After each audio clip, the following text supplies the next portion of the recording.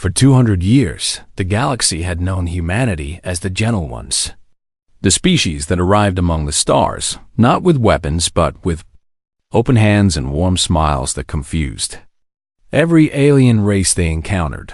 The Galactic Concord had watched these strange soft creatures emerge from their blue world called Earth and spread across the void with an enthusiasm that bordered on madness. Yet they built no warships, and they conquered no worlds, and they demanded nothing from anyone. Ambassador Elena Vasquez stood in the great hall of the Concord capital, a massive station that floated between three suns, and she smiled as she always did when addressing the assembled representatives of 1,000 species. "Friends," she said in that calm voice that had become famous across known space, "the Vecturi and Rethani dispute over the Nexus corridor can be resolved if both parties simply agree to shared access rights. And I believe we can draft a treaty that honors both cultures." The Vecturi ambassador, a towering creature of crystal and light, made a sound of grudging agreement, while the Rethani delegate, a being that resembled flowing mercury, rippled with what might have been acceptance. This was what humans did, and what they had always done since joining galactic civilization. They talked, and they listened, and they found ways to make enemies into friends. And the galaxy had grown comfortable with their presence in the observation deck above the Great Hall. Two ancient beings watched the proceedings with eyes that had seen empires rise and fall across millennia. "The humans are useful," said the first, a Kovathi elder whose scales had faded to pale silver with age. "They are dangerous," replied the second, a Minkeeper whose telepathic presence filled the space between them with unease. The Kovathi elder turned all 6 of its eyes toward its companion in confusion. "Dangerous? They possess no military fleet, and their worlds have no planetary defenses worth mentioning. They are perhaps the most vulnerable major species in the Concord." The Minkeeper's thoughts carried the weight of memory that stretched back 10,000 years. "I have touched the dreams of humans," the ancient being whispered, "and beneath their smiles I have seen something that makes me grateful. They choose kindness. For their world is what the old texts call a death world, and everything on it evolved to kill everything else. Yet they smile." "Yes," the Minkeeper agreed. "Ask yourself why a persistent predator from a planet of nightmares would choose to be gentle. Ask yourself what they are holding back." The Kovathi elder dismissed this with a wave of its manipulator arms. For surely such concerns were the paranoid ramblings of a species too old and too cautious. Far across the galaxy on a world called New Helsinki, 4 million humans lived in peace beneath twin suns that painted the sky in shades of amber and rose. Maya Vasquez, 12 years old, with her mother's dark eyes and her father's easy laugh, ran through fields of engineered wheat that swayed in the warm breeze. And she did not know that these were the last peaceful days she would ever see. Her grandmother called her in for dinner, and Maya complained, as all children do, wanting just 5 more minutes of play. And her grandmother smiled that same smile that all humans wore, the smile that had become their signature across the stars. "Your mother sent a message," her grandmother said. "She says the Vecturi negotiations are going well, and she might be home by the harvest festival." Maya's face lit up with joy because she missed her mother terribly. And she did not notice the worry hidden in her grandmother's eyes, for there were rumors spreading through the Concord. Whispers of a great fleet moving through the dark spaces between stars. And the name attached to these rumors made even the bravest species nervous. The Crux hegemony had never joined the Galactic Concord, because they saw no need for diplomacy or trade when conquest served them better. And for centuries, they had lurked at the edges of known space, taking what they wanted from species too weak to resist. Now they were moving, and their trajectory pointed directly at human space in the Concord Council chambers. Ambassador Vasquez raised the alarm with that same calm voice that never wavered even when her heart raced with fear. The Hegemony fleet numbers over 10,000 vessels. She reported to the assembled delegates. They have made no demands and answered no communications. But their course will bring them to our colony worlds within weeks. The council shifted uncomfortably. For this was a matter of war, and humans had no part in such things. What do you ask of us? The Vecthory ambassador inquired. Help, Elena said simply. We ask for the Concord Defense Fleet to protect our people. Silence fell across the great hall.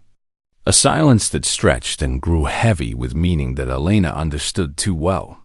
The humans have no military assets, the Korvathi elder said finally. And the Crux hegemony has never attacked a Concord member species. Perhaps if humanity simply surrendered their outer colonies, the hegemony would be satisfied. Elena felt something cold settle in her chest. Something she had not felt in many years. You would have us abandon 4 million people to slavers and killers? We would have the Concord avoid a war it cannot win, the elder replied without emotion. The hegemony possesses weapons that could devastate our core worlds, and we will not risk trillions of lives for millions. The vote was quick and decisive, and humanity stood alone. Elena walked from that chamber with her smile still in place, because that was what humans did. They smiled even when their hearts were breaking. They smiled because they had learned long ago that showing weakness invited predators. But something had changed behind her eyes. Something that the Minkeeper noticed from across the room. The ancient being reached out with thoughts of warning to anyone who would listen. I still smile, the Minkeeper broadcast. But the warmth is gone from it, and I fear what comes next. For I have seen what lies beneath human kindness, and it is not weakness they have been hiding all these years. No one listened, because no one believed that the gentle, smiling humans could be anything other than what they appeared. This was a mistake the galaxy would soon regret on New Helsinki. Maya Vasquez looked up at the stars and wondered which one held her mother, not knowing that darkness was already for her world. A darkness that would change everything humanity had chosen to be. The Crux Hegemony fleet emerged from faster than light, travel like a swarm of metal locusts darkening the sky above New Helsinki. 10,000 warships bristling, with weapons that had burned 100 worlds. Before this one fleet commander Vexor of the hegemony stood on the bridge of his flagship and looked down at the blue and green world below with the contempt his species reserved. For all things weak, open a channel to the planet, he commanded, and his officers obeyed instantly because failure meant death in the hegemony. His voice echoed across every communication device on New Helsinki, cutting through morning broadcasts and emergency alerts and the quiet conversations of families at breakfast. Humans of this world, you have been chosen to demonstrate the cost of existing without strength. Your galactic concord has abandoned you, and your species has no fleet to protect you. Kneel before the hegemony, and perhaps some of you will survive as servants. He paused to let the terror sink in. You have 1 hour to surrender. Resistance will result in the complete destruction of this colony. We do not make threats, and we do not negotiate. This is simply what will happen. The channel closed, and Commander Vexor smiled with two-made teeth. For the hegemony had learned long ago that making examples of weak species prevented future resistance on the surface. Maya Vasquez stood frozen in her schoolyard as the message ended, surrounded by children too young to understand and teachers whose faces had gone pale with horror. Her grandmother found her within minutes, pulling her close with trembling arms. We need to get to the evacuation ships, the old woman said. But even as she spoke, they could both see the hegemony vessels moving into position around the planet, blocking every escape route in the Concord Capital Station. Ambassador Elena Vasquez watched the live feed with hands clenched so tight her nails drew blood from her palms. Please, she said to the empty room because the Concord representatives had already left, unwilling to witness what came next. Someone help them, But no help came because the galaxy had decided that 4 million human lives were not worth the risk of war. The hour passed in a blur of panic and prayer and desperate attempts to contact anyone who might intervene. When the deadline arrived, the hegemony did not wait for an answer because they had never expected one.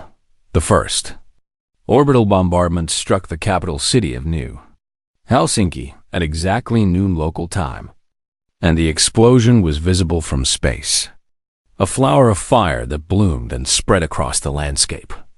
Like a living thing, Maya Vasquez felt her grandmother's arms tighten around her as the ground shook beneath their feet and the sky turned the color of blood.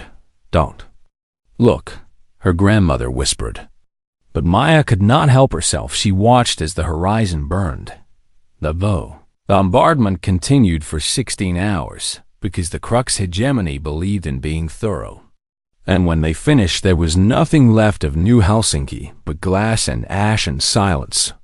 4 million humans died that day, including Maya Vasquez and her grandmother, and every teacher and child from her school, and every family that had built their lives on that distant world. The hegemony broadcast the destruction across every channel in the galaxy, adding commentary that mocked the smiling species for their weakness and promised similar treatment to any who opposed hegemony expansion. "Let this serve as a lesson," Commander Vexer announced to the watching galaxy. "Kindness is weakness, and weakness invites destruction." The humans chose to smile instead of building weapons, and now their children pay the price. In the Concord capital station, Elena Vasquez watched until the feed cut to static, and something inside her that had survived a lifetime of challenges and setbacks finally broke. But it did not break the way the hegemony expected. She did not collapse or weep or beg for mercy as so many species did when faced with loss. Instead, she went very still, and the smile that had defined her career as a diplomat slowly faded from her face like sunlight retreating before a storm. The Mingkeeper, who had warned of human danger, felt the change from across the station and immediately began broadcasting fear to every mind within range. "Something is happening," the ancient being screamed into the telepathic void.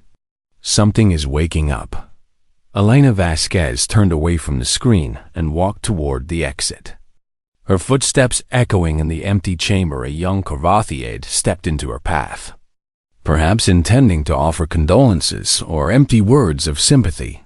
The aide looked into her eyes and immediately pressed itself against the wall, every instinct screaming that it was in the presence of something that wanted to kill. Elena did not speak and did not acknowledge the terrified creature. She simply walked past with that same measured stride, and anyone watching would have seen nothing but a grieving mother. But those who looked closer would have noticed that her eyes had changed, the warmth replaced by something cold and calculating and infinitely patient. Across human space, the news of New Helsinki spread like wildfire, carried by emergency broadcasts and panicked messages and the horrified whispers of those who had lost family and friends. And everywhere the news arrived, the same thing happened. Humans stopped smiling on Earth. The president addressed a silent crowd of billions, her voice steady despite the tears on her face. "They thought we were weak because we chose peace," she said. "They thought our kindness meant we could not fight. They will learn how wrong they were." The order went out across all human space, and every human ship, regardless of purpose or destination, immediately turned toward home. Freighters and passenger liners and research vessels and diplomatic shuttles. Millions of ships carrying billions of humans, all moving in perfect silence toward the Sol system. Galactic Concord watched this exodus with confusion and asked repeatedly what the humans intended. No one answered. For 3 months, humanity said nothing to the galaxy that had abandoned them. And in that silence, something ancient began to stir. The Mingkeeper spent those months in meditation, trying to understand what it had sensed in Elena Vasquez's eyes when understanding finally came. The ancient being did something it had not done in 10,000 years. It wept, for it had finally understood what humanity had been, hiding behind those warm smiles all along. And it knew that the galaxy was about to meet the apex predator of a death world that had spent 2 centuries pretending to be tame. The Sol system fell silent for 3 months, and the galaxy grew nervous in ways it could not explain. Trade routes that had relied on human merchants went quiet. Diplomatic channels that had depended on human mediators fell into chaos. And everywhere the absence of humanity's gentle presence was felt like a missing limb. The Crux hegemony laughed at the silence and called it proof of human cowardice. They hide in their home system like frightened children. Commander Vexer boasted to his admirals, "Perhaps we should visit their precious Earth and finish what we started." But the hegemony made no move toward Sol, because even they were not foolish enough to attack a species in its home territory without understanding what defenses it might possess inside the Sol system. Something was happening that the galaxy could not see on Earth. And Mars and the stations of Jupiter and the colonies of the outer planets. Humanity gathered in great assemblies and spoke of things there species had not discussed in centuries. They called it the remembering. We came from a world that tried to kill us every day of our existence, spoke Admiral Chen Wei to a crowd of millions on Luna. Our planet was a death world of predators and poisons and disasters that would have destroyed any other species. But we survived. The crowd listened in silence. We did not survive by being gentle. We survived because we were the most efficient killers our world had ever produced. We hunted the great beasts to extinction with nothing but sticks and persistence. We conquered every environment from frozen tundra to burning desert. We fought wars against each other so terrible that we nearly ended ourselves. He paused and let the words settle, and then we chose to be better. We chose kindness and cooperation and peace because we had seen what our violence could do. We built a civilization based on the belief that we did not have to be what evolution had made us. His voice hardened, but we never forgot what we were.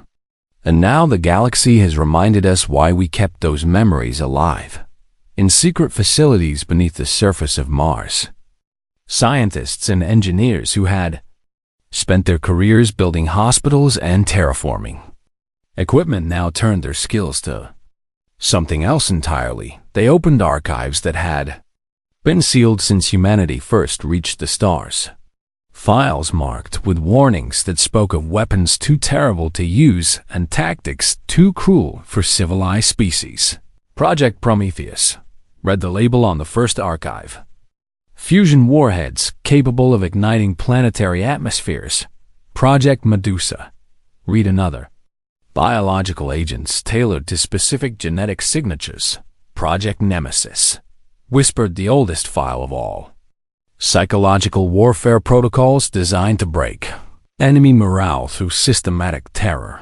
The scientists read these files and understood that their ancestors had prepared for this day, had known that someday humanity might need to become what it once was. Elena Vasquez stood before the United Human Council in the great chamber beneath Olympus Mons, her face carved from stone and her eyes burning with purpose. "For 200 years we showed the galaxy our best selves," she said. "We proved that we could be trusted with the power we possessed. We offered friendship and received betrayal. We offered mercy and watched our children burn." The council listened without interruption. The Concord chose to let our people die rather than risk their own comfort. The hegemony believes we are weak because we did not fight. Let us show them both how wrong they were. The vote was unanimous because there was no dissent possible among a species united by grief and rage. In shipyards across the system, vessels of terrifying design began to take shape. Not the elegant craft of exploration and trade that humanity had built for centuries, but brutal things of armor and weapons designed for a single purpose: admiral. Chen Wei toured the facilities and nodded with grim satisfaction. At what he saw, "How long until the fleet is ready?" he asked. 6 months, replied the chief engineer. "But we could launch a vanguard force in 3 if you need to start sooner." "We wait," the admiral decided. "When we move it will be with everything we have. And we will not stop until the job is finished." Across human space, the preparations continued in secret, while the galaxy wondered and worried about what was happening behind the silent borders of Sol. The Minkeeper tried to warn the Galactic Concord of what was coming. "You must understand what you have awakened," the ancient being pleaded. "Humans are persistent predators evolved on a death world. Their ancestors hunted prey by following it for days without rest until it collapsed from exhaustion. They do not stop. They do not tire. They do not forget." The Concord leaders dismissed these warnings as hysteria. "But humans have no military tradition," scoffed the Korvathi elder. "They have not fought a war in 500 years. What could they possibly do against the hegemony?" "Everything," the Minkeeper whispered. "They could do everything, and they will do it without mercy, because you have taken from them the only thing that made them gentle." In the final weeks before the human fleet launched, Elena Vasquez visited the memorial that had been built on Earth for the victims of New Helsinki 4,000,000 names carved into black stone that stretched for kilometers across the plains where humanity had first evolved. She found Maya's name among the others and placed her hand on the cold surface. "I'm sorry, I couldn't protect you," she said to the empty air. "But I promise you this, the ones who did this will never hurt anyone again. And the ones who let it happen will never forget what their cowardice cost." She turned away from the memorial and walked toward the waiting shuttle that would take her to Admiral Chen Wei's flagship, the Silence from Seoul. System ended with a single message broadcast on every frequency in every language known to galactic civilization. "To the Crux hegemony, we are coming. Not for conquest and not for resources. We are coming to ensure that no species ever mistakes human mercy for human inability again." The message repeated once, and then the channel went silent, but it was not the silence of the last 3 months. It was the silence of something hunting, and the galaxy finally began to understand what the Minkeeper had been trying to tell them all along. The human fleet emerged from faster-than-light travel at the edge of Crux hegemony space, and the galaxy held its breath. Commander Vexer received the news with amusement, for his scouts reported only 3,000 human vessels against his 10,000 battle-hardened warships. "They come to die with honor," he announced to his officers. "How touching! We shall grant them the destruction they seek." He assembled his fleet in perfect formation, a wall of metal and firepower that had crushed a dozen species before this one. The humans did not form a matching line. Instead, their ships scattered like seeds in the wind, disappearing into asteroid fields and gas clouds in the dark spaces between stars. Vexer frowned at this cowardice and ordered his fleet to pursue. This was his first mistake. The hegemony cruiser Devastation was hunting a small group of human vessels through an asteroid field when it lost contact with the rest of the fleet. Its captain ordered full sensor sweeps but found nothing. Then the asteroids began to move, not natural movement, but the coordinated shifting of rocks that had been hollowed out and filled with explosives weeks before the human fleet even arrived. The Devastation died in a cascade of fire that lit up the sector for light. Years across hegemony space, similar scenes played out as human ships refused to fight fair. They attacked supply lines instead of battle fleets. They struck at fuel depots and communication relays and the civilian transports that carried food to hegemony worlds. They hit everything except the military targets that Vexer wanted them to fight. They wage war like vermin. The commander snarled. "They have no honor. They have something worse, his tactical officer replied with fear creeping into his voice. They have patience, Admiral Chun Wei commanded the human. Vanguard from his flagship Remembrance, and he smiled without warmth as reports of successful operations filled his display. The hegemony expects used to fight the way they do, he explained. To Elena Vasquez, who had joined him as an advisor, they expect formation battles and honorable engagements and all the rituals that make war predictable. And instead? She asked. Instead, we fight like humans. We find their weaknesses and exploit them without mercy. We attack when they sleep and retreat when they advance. We make every shadow a threat and every moment of peace a lie.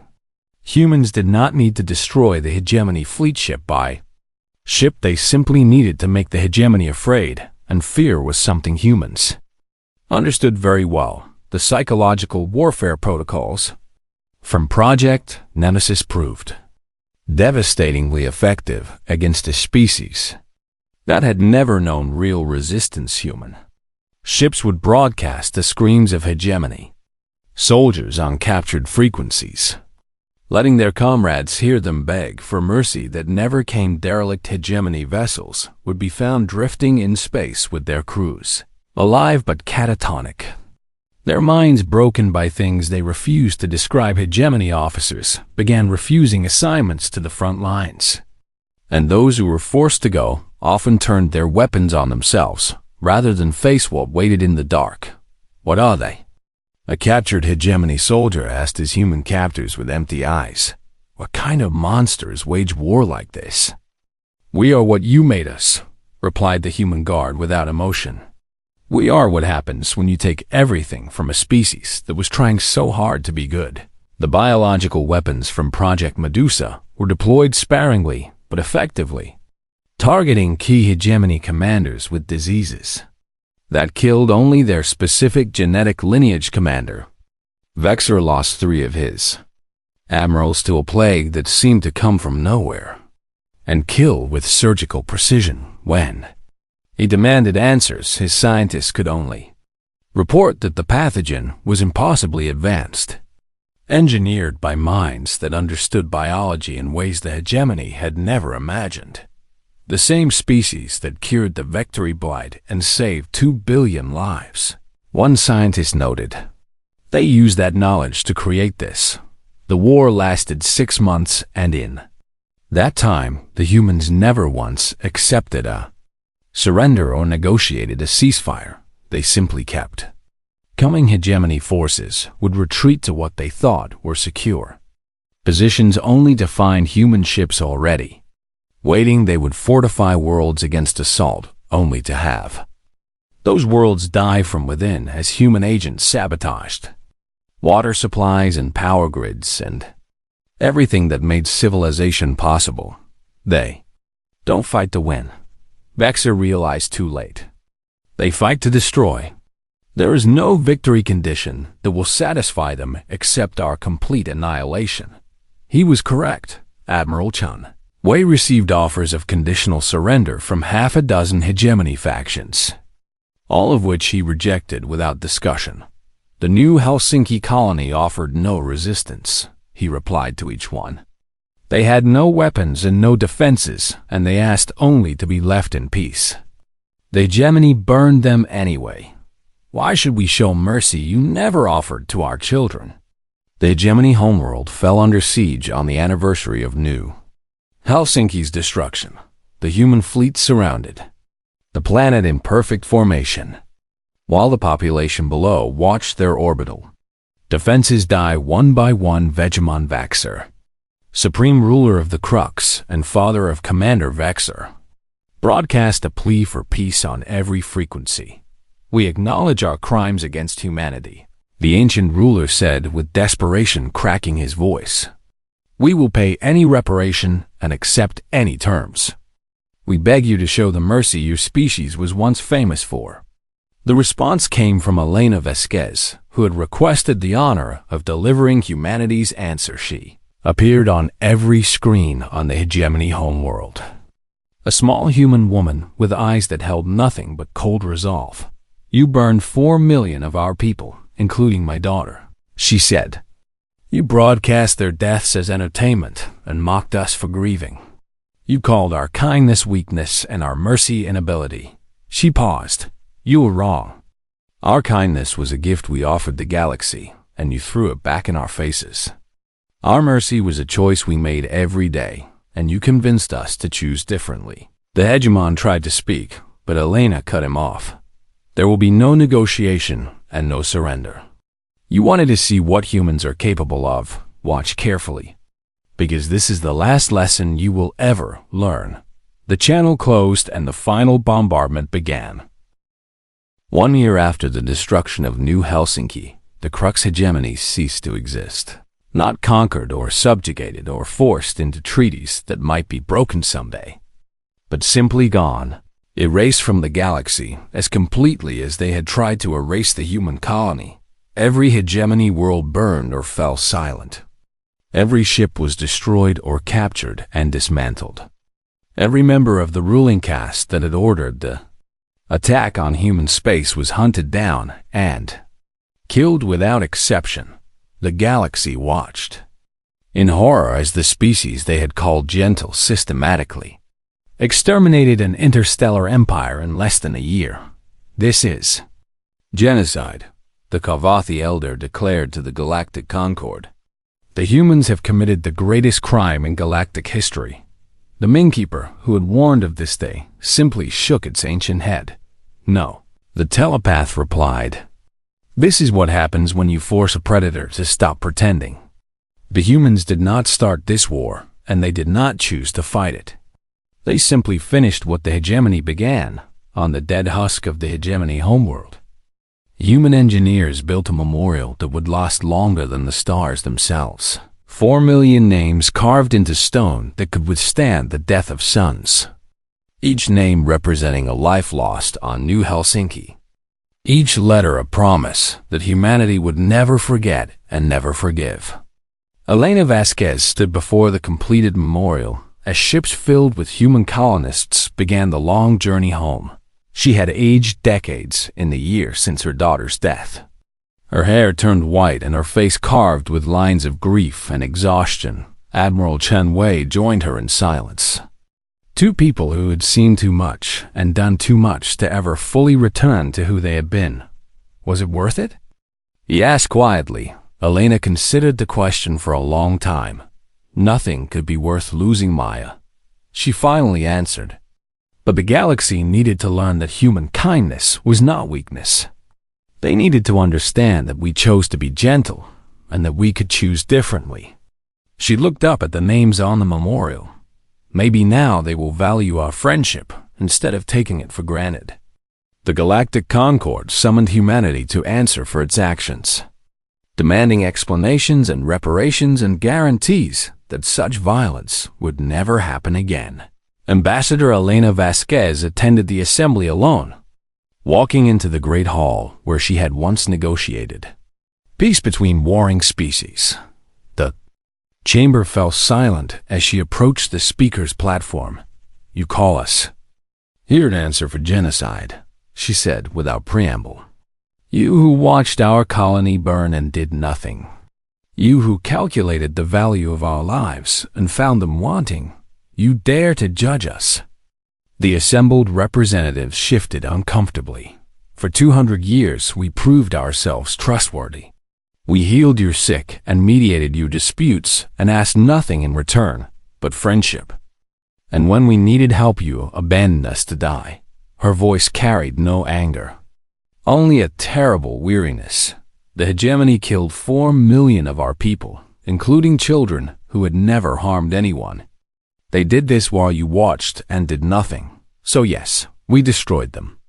We erased them from existence because they proved that no amount of human kindness would protect our people from predators. She paused and looked around the chamber. You want guarantees that we will never do this again? Here is your guarantee. Treat us with the respect we have earned. Protect our people as we have protected yours. And remember that human mercy is a gift, not an obligation. The Concord offered humanity a permanent seat on the High Council. with full voting rights and military protection. Everything they had been denied before New Helsinki Elena declined. We spent 2 centuries seeking acceptance and approval from species who saw our kindness as weakness, she said. We are done asking permission to exist. We will trade with you and cooperate where our interests align. But we will never again depend on your protection or your goodwill. She turned to leave. One more thing, she added. We have shared the specifications for the weapons we developed during this war with no one. But know this, what we used against the hegemony was a fraction of what we built. If any species ever attacks human space again, if any of you ever decide that our kindness means we cannot defend ourselves, you will learn how much we held back. The human delegation left the Concord capital, and the galaxy they left behind was forever changed in the years that followed. Humans slowly returned to their old ways, trading and exploring and offering help to those who needed it. But something was different. Now alien species noticed that humans still smiled, but the warmth had changed. It was no longer the open, trusting expression of a species that believed the universe was fundamentally good.